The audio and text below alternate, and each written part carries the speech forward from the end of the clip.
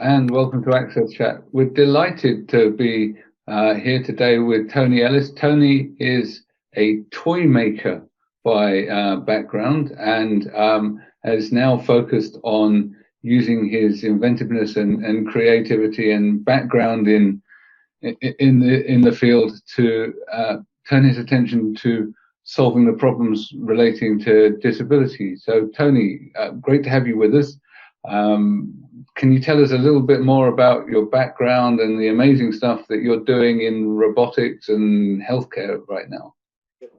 Yeah, so I started off as a toy inventor 20 years ago, and which is a great sector to be in as an inventor, because it's the big manufacturers really like toy inventors, because it means that their R&D departments and new product development departments be quite small, because they can get all the sort of smart people around the world doing all the work for them, and they all these toy inventors flock obviously to the big manufacturers to get licenses. And so I started, and it was very, very difficult at the beginning, because as an inventor, it's a feast-famine situation, whereby, at the start you've got no royalties coming in, so you've somehow got to wait. It takes about 2 years before you get your first licenses in that's actually making royalties. So I literally tried to do anything I could to make money while I was in the invention stage, and I would write code for people, and I did lots of sort of freelance work. And then I got my first 2 or 3 items away, and they did really well, and I won, I think the third one I won a toy award with quite quickly. And then I got known in the industry, which is very important, because normally you have to, with toy invention, you have to have an agent, and an agent wants 50% mostly, so you have to give up half of all your royalties. But I managed to sort of break America, which is what every toy inventor's dream, on my own. Yeah, we can't break, but it was on my own. Yeah, it is, because you've got the most wonderful companies like Mattel, who I've licensed to. You've got Hasbro. You've got all the best companies, all the best toy companies are there. So I mean, that's what we want to do, and it was really good. I was able to do it without paying 50%, because I started getting a good reputation. The big companies allowed me to see them. See what would happen with if you take, for instance, Mattel. Normally they won't see a regular inventor guy, because they get all sorts of crank and crazy people trying to sell them the most strangest things. So you have to go through an agent, because the agent filters out all the people that want to put square pegs in round holes and things like that, because you'd be surprised at what people think they've invented. But because of my reputation, I was able to go direct to Mattel, and my biggest toy, which is Cube World, sold in multi-millions. There was 27 different TV adverts for Cube World, and my royalties were so good that it used to be like a book. Every quarter they used to come in, and it's like that thick, and that's all the sales across all the different countries, because Mattel are so big. And so that was a dream, but it was hard work getting there. I mean, that's the big success. I would normally develop or invent maybe 100 concepts a year, and on a really bad year, I got maybe 4 licenses, and on a really good year, I got 14 or 15 licenses, which is good, because normally a toy inventor has 1 or 2 hits, or 3 if they're lucky, but because it's just my nature, I just persevere, sort of thing, and I used to call it throwing the spaghetti at the wall, but by doing at least 100 concepts a year, you're going to get something. You're going to get, and especially if you start to really understand the toy market and what kids want, and so on. So I've ended up in those years licensing 65 different concepts. And they've all fortunately made money, and and to some of the very, very big players, and across America, Canada, some great companies in Canada like Spin Master, and in the UK, and I've won a couple of toy awards, And it took me and my wife, I mean, literally took us around the world. We would be in LA, because I love LA, that's where Battelle is, in El Segundo, but we'd be in LA like 4 times a year. We'd be in New York for the toy fairs. We'd be in New York 3 or 4 times a year. We'd be in Dallas because we were with Radica, and so on. So we had this wonderful time. It was a dream. We were, Tony, yeah. I have a question or question comment. So I know you did this before we went on air. So Yeah. do you mind turning around and showing our audience some of the toys you're talking about? I mean, Yeah, sure. just since you have the toys in your office, we're in your toy workshop. Yes. So I was just wondering if maybe you could just take us on a little tour, because I know I thoroughly enjoyed when you did that. These are a fraction of the actual toys from the license. It's about 20% here, but now it's quite right. Okay, so if I go like that and pan it, you can see I've even done an LED doll. Would you believe? There's an LED doll that there's the Discovery Channel toys which I've done. These let you they let you hear bats, and they let you heterodyne sounds, and Thomas the Tank Engine. Truly a magical toy store in here. Yeah, yes. I see Homer, and how fun. Yeah, I did 5 Simpsons products. I'll pan back onto the robot to Dewey, but I think the light. I'll tell you what I'll do. I'll take the light off there because it's the light probably is. That's it. That's going to be better. Oh, that's better. Yeah. So, wow. I want that for Christmas for my son. $10.98. Oh no, sorry. It's responding to my voice, which is just another prop. But this is based on the spaceship in the film Silent Running. These are drones from the film Silent Running with Bruce Dern, which is a 1973 film, and it's just a fabulous film. If you've unbelievable, I've seen it. It's odd too. And this is this was the forerunner to R2D2. This is Drone 1, which is Dewey, and so on. So, we are all up. But you also tied all this magic that you were doing into assistive technology, which I thought was so cool, because to be an inventor, robotics, toy maker, and then you're tying it also. And I love how all these things are coming together. It's fascinating. Yeah, if I go down to the AT part of the shelf, you can. So sorry about it. It's quite difficult to do this when you're. Yeah, sorry, I'm making you. Yeah, no, but I'm pleased to be doing it. But there's some of the AT devices, and yeah, I can explain that, because what happened was I've been ever so lucky. I've been an inventor, and I've done very well. And I've had a great career because of the obviously the toy industry. But when your product's selling in millions, you might only get like 35p for every sale, but if they're in millions, there's a lot of 35p's, you see. So I always wanted to, right from the start as an inventor, I always wanted to do good things for good.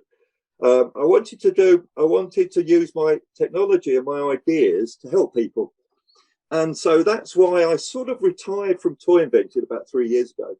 And then I started to do the assistive technology work, because it's such a wonderful thing. When you see someone, when you're helping someone, it's just amazing to see. Like, for instance, when we tested MBT, which is my technology that lets your breath control. I have to turn her off on because I've got an Alexa here. Should have thought. Otherwise, the Alexa will answer. No, so MBT can control Alexa with your breath. And it processes your breath in a very clever way. It's not the air movement. It's not the sound or anything like that. I won't say that the secret of it, because it would let away how it works, the sort of thing that commercially. I don't really want these companies that sell this stuff for about £1,000 a time to get onto my tech there. But there is a very clever way that there's an element in your breath that the MBT processes, and it turns it into speech patterns, and that controls Alexa. So you can do it for almost anything that Alexa does with your breath, and so on. And so when I first tried that, there was a young lad that we knew that had cerebral palsy, And I had to, because I've never had any backing, I can't get any trials done because, to be honest with you, I've been in this for all this time, but I've found no interest really commercially for my work. It's just one of those things. As I say, this is a sector that obviously inventors aren't known for. So it's obviously I'm seen as probably, you know, the crazy inventor guy. But we did test this on a young guy he has cerebral palsy, and he is really trapped. He's trapped in a wheelchair, and he can speak, and his voice is sort of it's okay. I can understand him. You would understand him. But what does happen? Alexa, he can't get past the Alexa keyword. And what happens is with Alexa is the keyword is very strict recognition. And the reason for that is that if it wasn't, it'd be going off all the time. In fact, the earlier, I don't know if you had Alexa at the start, but it was forever going off. I mean, the slightest thing on telly and the Alexa was going off. It didn't even sound like Alexa. And what they had to do, they had to tighten that keyword up on its template so that, you know, it really had to be a good quality Alexa sound or the name. And of course, what that does is if you've got any vocal cord problems, it's just slight or anything which distort your speech, the Alexa keyword doesn't get spoken right. So this lad, he couldn't get past the keyword. Funny enough, if his dad said Alexa and then he asked the question, it would do it because it goes into the recognition is not so tight after the keyword. But he could never use Alexa. And with MBT, he proved to me that it worked because we set him up, and within 10 minutes he was turning the radio on, turning the light on. He was getting his book on audio, and this is someone that was literally frozen in a wheelchair. And it was that made me realise I've got to do more because this is my first item. MBT was my first item, and I thought it was just so wonderful to see his parents and that they were smiling because for once he didn't have to call for help. He could do so much stuff. Could get radio stations and all that. Because Alexa does so much. It's a very underrated resource. I think there's so many potential things that you can do with speech and home automation that are genuinely assistive and can genuinely give people the ability to do stuff that they can't do right now, but the knowledge of how to integrate this stuff is still quite lacking. And I think I also want to sort of reference the point you made about inventors, right? Because I've worked in the AT industry for about 20 years, and there used to be a joke that we were men in sheds. Now, obviously, your shed's a lot posher, but it's true. It is a cottage industry to a certain extent, with a couple of large players, and they tend to be in the States too. And those incumbents tend to have their technology and be quite defensive about it.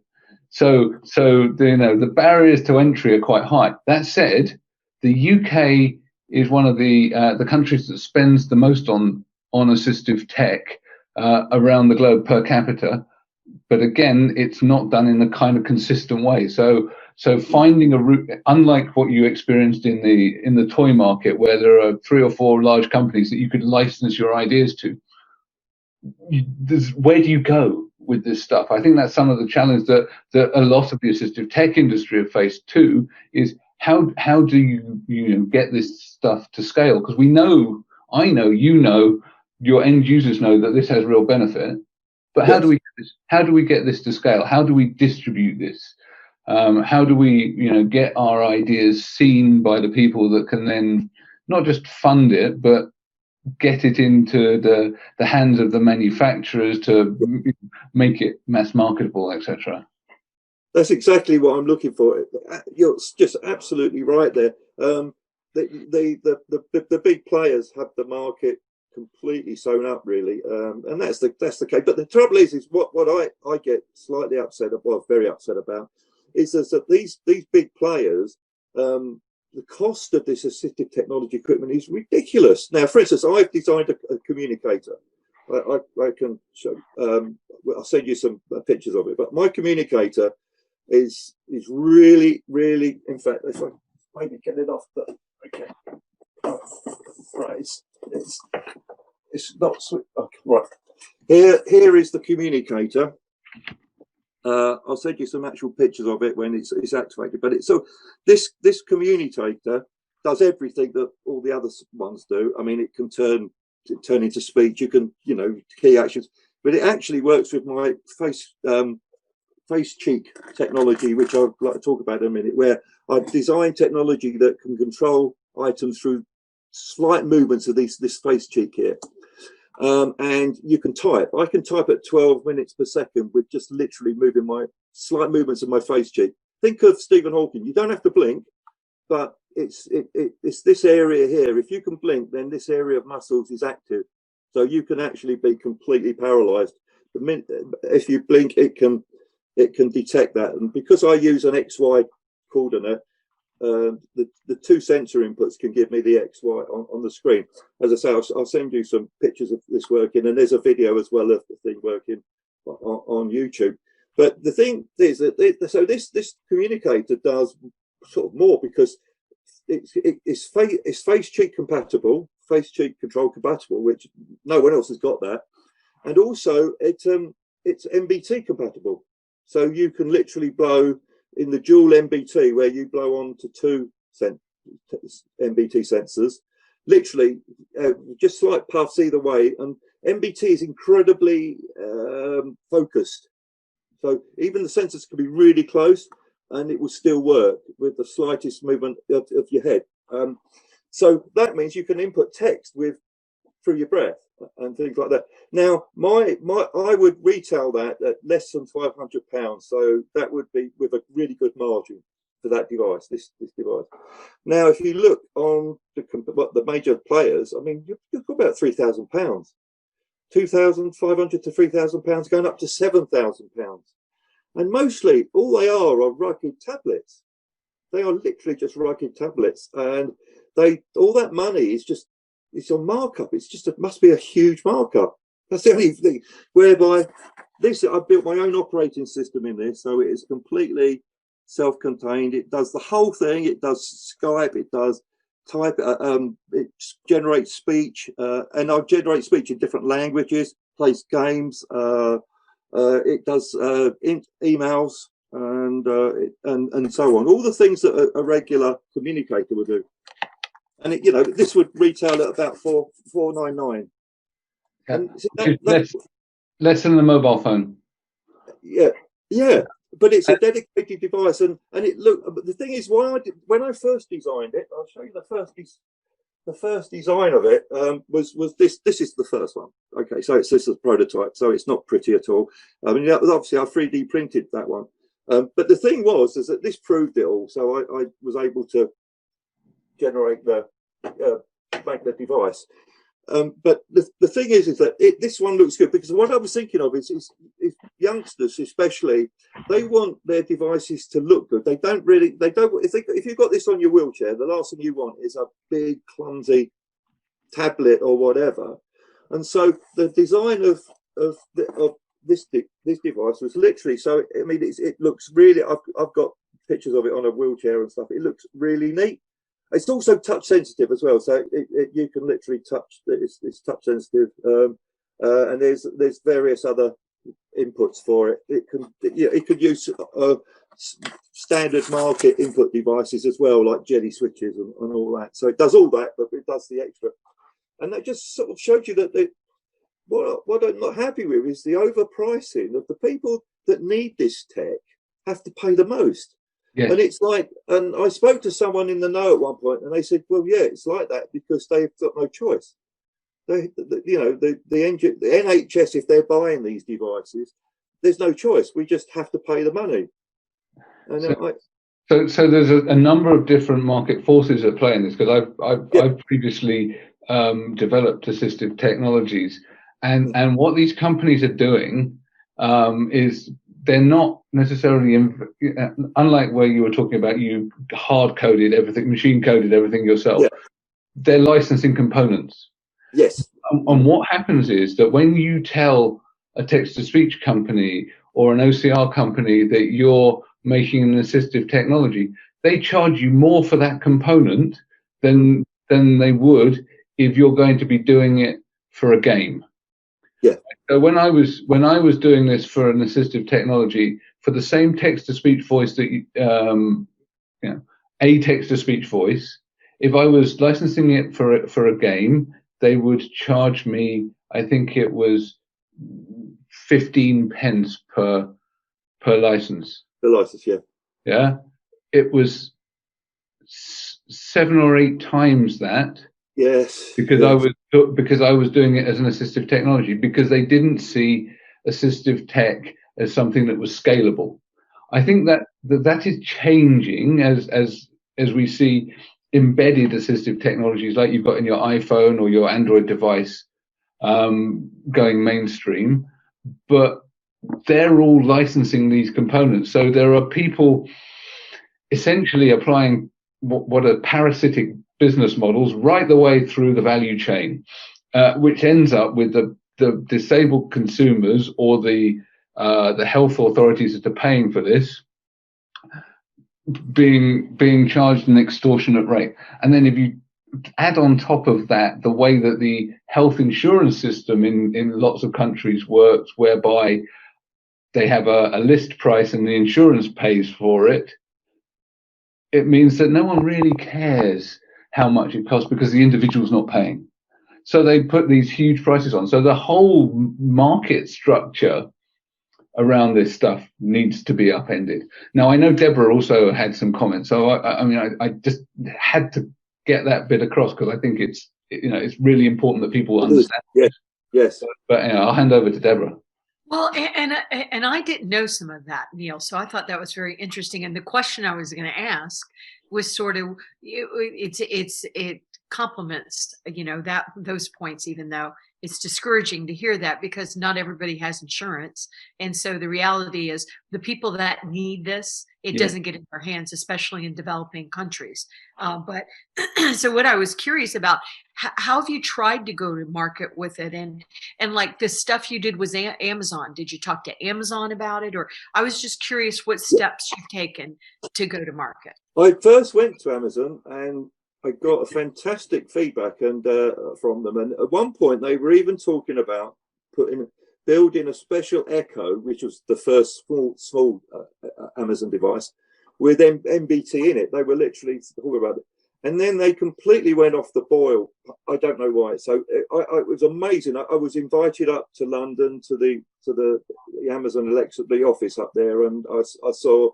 I mean, in LinkedIn, I'm linked in with quite a few of the top people in in the Alexa Amazon link and so on. The other thing I've tried, I've made 155 or probably more now attempts to get back in, and I've been to copious NHS meetings and everywhere. I mean, charities and all sorts of stuff. I've even last year I was invited by Leonard Cheshire, which was really lovely because they really believe in what I'm doing. And my good friend Steve Tyler, I don't know if you know Steve Tyler. We all love Steve Tyler. Yes, Steve Tyler, wonderful guy. I mean, he came to visit us, and I was just amazed with him being blind, and this just such a great guy. And I picked him up at the station, and just he's so likes what we're doing. But he got me into the Houses of Parliament, and we did a Leonard Cheshire event in the Houses of Parliament, and that was really exciting. And there was people milling around and all these MPs and so on.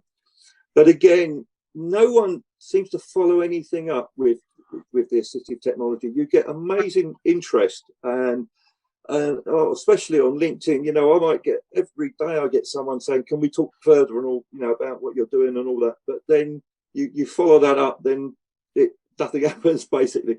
But I have tried everything. I've tried. I did try the AT companies, but they don't even sort of reply back because I guess that they probably see me as a bit of a threat. It's a cost thing again. If I bring down, let's right.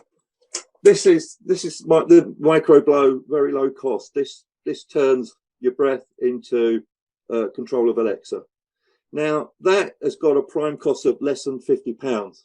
Yeah, so this item here that does something that nothing else does in the entire world could probably retail, if you went on a, well, it's probably about £40. So if you went on a 4 markup, you'd probably be, you're talking about, well, about £150 retail if you were getting a 4 multiplier, which is what most sort of decent items sort of get.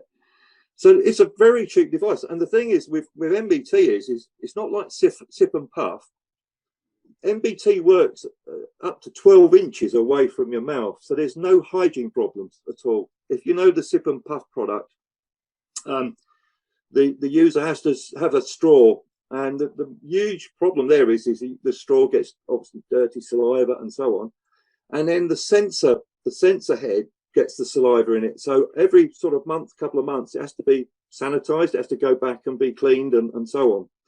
And the sip and puff starts at around £600. So here's a product that does more. Sip and puff can't control Alexa or Google Home either.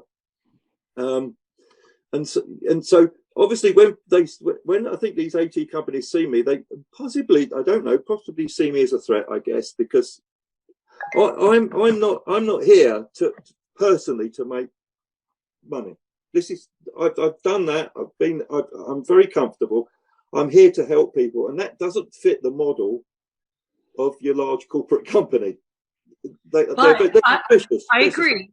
I agree, but I do think, and maybe God knows I can be optimistic, but I believe that's shifting. I believe it's shifting. I work with some of the biggest corporations in the world, and I started seeing the shift last year, but then it shifted quite a bit in January and February and then March.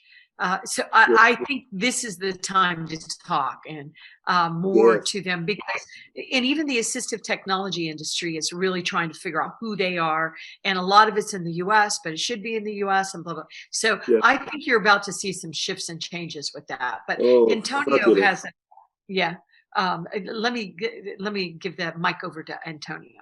Okay, thank you. Tony, I'm quite curious to look at the way how you ideate this type of products. Is this is something that you look at the problem and try to see how you can address it? Is this something that you are dreaming on? What can you tell us about your ideation process? As always an inventor, I look at the problem and try and find a solution. I was in the toy industry. I was not only did I license, but I was contracted to by most of the major players in Europe and America to actually to design stuff under exactly what they wanted under their specification. Because I've got this thing where people think Tony can do it, sort of thing. He can make magic out of things. And the other thing is that because I was a toy inventor, the one big thing is that toys, the prime cost has to be so low, because there's a 4 multiplier on toys, and then so you know, if I sell a toy, or my toy sells for like £9.99 or £10, it has to be produced, shipped from China into the warehouse at £2.50. That's exactly the way it is.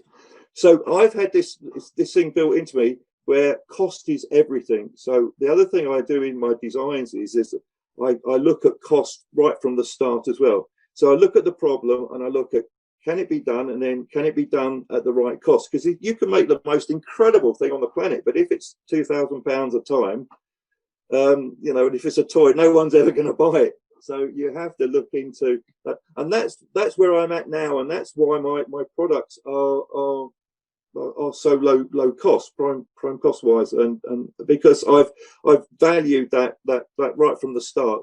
That's where I start at. There's another item here I can show you, which is it's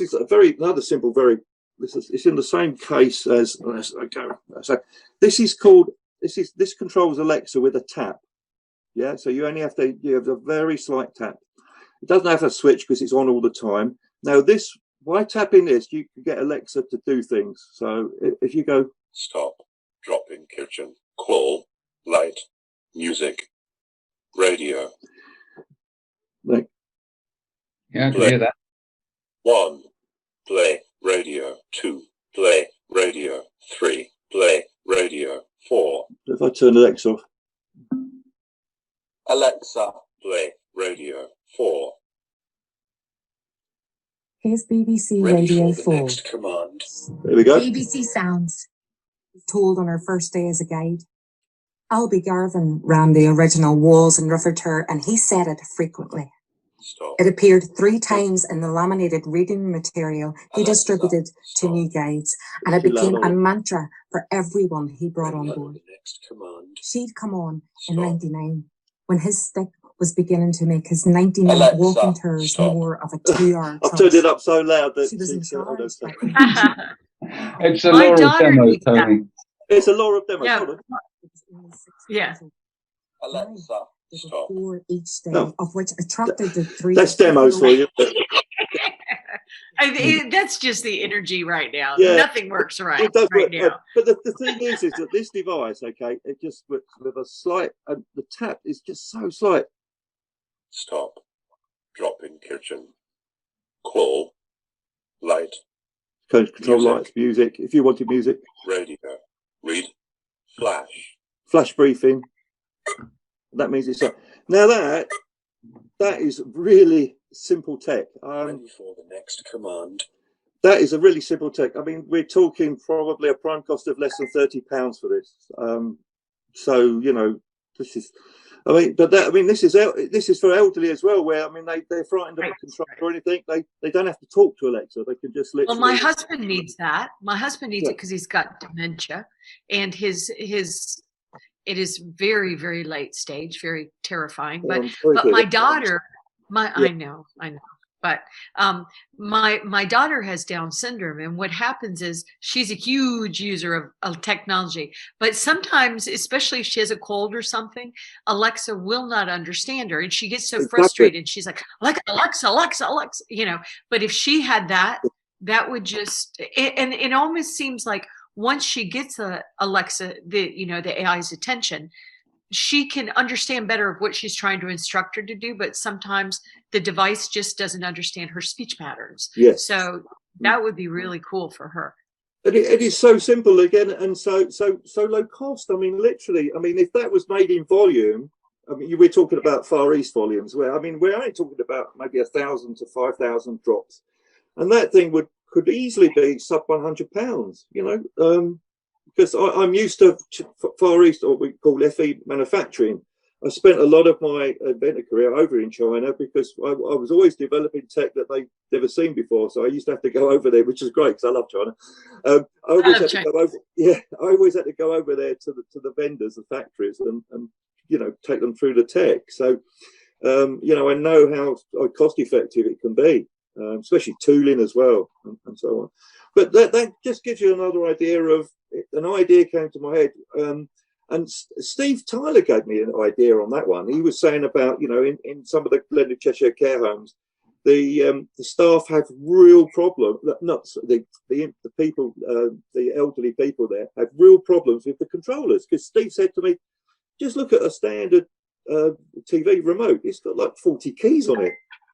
It's, you know, it's all, and if you don't know it, it's incredibly hard to sort of fathom out, you know, if you want to just do simple controls and things like that. Steve said to me, what we need is something really simple. And then that's when I came up, because this is obviously could be a TV, it could be any controller, it could be a TV, so that you touch it once you get ITV and so on. But it just made sense to make something really low cost. And it's in the same sort of family as MBT, as you can see. Yeah. Use a custom enclosure at the moment because it's not worth printing that sort of. Course. Tony, you also you're also making robots. Yes, yeah. And we're running a little bit long on time, so quickly let's just talk a little bit about the robots that you're also making, because I think that this is also fascinating. So can you tell us a little bit about Altair? Yes, right. I've been developing robots for 45 years now. The whole reason of all my skill base is because I was a fanatical about robots as a child. When I used to see Lost in Space, and the robot in there is called B9, Danger Will Robinson, and I just loved that robot, and I love Robbie the Robot from the 1956 film. I can't remember what it was called now, but there's this fantastic Robbie the Robot. And so as a kid, I literally started making robots, and that's why I actually developed my first computer in 1979. No one had a computer in 1979. I actually made one, and I had to learn machine code, which was horrendous, and so on. But the whole reason for all that was to build some advanced robotics. And Altair has come out of all those years of evolution, and it's now a very, very sophisticated robot.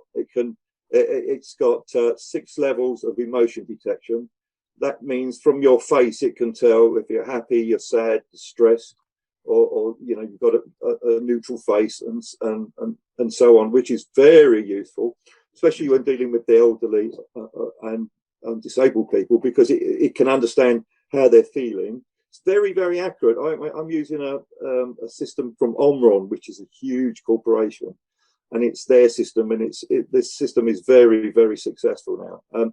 It's got advanced face recognition, so it can learn up to 1,000 faces, and it attaches a profile to them, the personality profile, and again, it can see faces in very low light, which is very useful now. In the early days, I've been doing face recognition for about 15 years, and the early stuff, as soon as the light went down, that was the end of face recognition. It just couldn't see. But this tech now is so good that it can literally pick up it in sort of almost twilight. Then I've got object recognition. The robot can recognize objects. So, for instance, one of the videos on YouTube shows Altair first examining the drink in its hand, because I've asked it to pour it, and then it recognizes the drink through its recognition circuitry, then has a bit of a spew about what it is, and then goes and literally pours it in front of you, and so on. So it's got the dexterity. And we've got a whole host of medical sensors on the robot. We've got a thermal imager, which takes a picture of whatever it's looking at, and you get multiple pixels of your temperature. So if the thermal imager is looking at your face, it could sort of detect if you've got like flare-ups. Say, for instance, like toothaches and stuff like that, where you would have a flare-up, it would be able to detect the heat in that area, and so on. I've got also, if you touch the robot's claw, it can get your BPM and your blood oxygen. Literally, you just got to touch the claw. There's a sensor on there, an IR sensor on there, which literally, so it gets the BPM and blood oxygen off that. So you don't have to you don't have to do anything special or have any special attachments.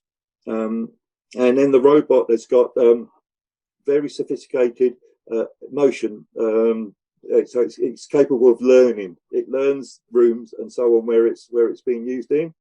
And it's a thing I call environmental volumetric mapping. It learns rooms and it learns where obstacles are. So it maps once it's been in a room for maybe a couple of days and it's been moving around. It will know where the solid objects are, and so it can plot and move against. It's very cool to watch because it finds its way across a room. It's quite complicated. I won't explain how volume occupancy working, but it's if the object is in the same place every time it's in that quadrant, obviously it's going to get a hit. You see, if it's a dog that's in that quadrant that then moves, it's going to get hit. But then the dog moves, then it goes there next time and it's not there anymore. So it's not, and so the system works like video mapping, if you like. Yeah. So we've got that, and there's just there's a whole host of other sensors, and of course I will send you the specification of the robot. The robot will run for about 8 hours, and it's all automatic, so it will go back to its charger, and that would be at night time. Now, if it was for an elderly person, the way I envisage that working is that the elderly person would literally have the robot, the charger station would be where their bedroom was, because I want the robot to cover safety-wise them during the night and be there if there's any problems. So the robot then goes and goes into what we call the pod, the charging pod, and then it shuts down its motive functions, but its sensors and the primary processor is all alive, so it's still looking for any problems like say a shouting or anything that doesn't look right, sort of thing. It's got quite a form of autonomy in it, and so on. So it could do things like it can detect where the person is and if they've fallen over, because of the heat sources. It can, if the person's in bed, it knows where it is. But if the person is in a different location and horizontal, it knows that. It can see that, and so it can make these sort of decisions. So if someone's fallen out of bed, for instance, it would know that. And if they was in distress, and so on. And the big thing there is companionship. What I want the robots to do is be companions for the elderly and disabled people when they're on their own. And so we've got a simple conversation engine where you can sort of talk to it. And what it does, it brings information in that it can get off RSS feeds and things like that about what you're interested in. So you're interested in EastEnders, for instance. It would, if it found any news about EastEnders, it might be Dot Cotton's leaving the show or something like that, and it would, in the conversation, it would bring that up. So it's not canned conversation. It's not true conversation yet, because I mean we're not that far ahead, but it could be perceived as being it's a friend. It's bringing some news, right? It's bringing some freshness, and you've got some kind of interaction, even if it's not human. I mean, unfortunately we've reached the end of our time, but I mean, it's been fascinating, and we could go on for a lot longer. We'll probably have to have you back again. But we, you know, we're super interested in this stuff, and I love the fact that you're really solving some really thorny problems with the work that you're doing. And you know, desperately keen to make sure that people see this and understand the value in what you're doing. I need to thank Barclays, MyClearText, and Microlink for keeping us on air, and for keeping us captioned. Tony, it's been a real pleasure. It won't be the last conversation we have. Look very much forward to you joining us on Twitter on Tuesday. Fantastic. Look forward to it.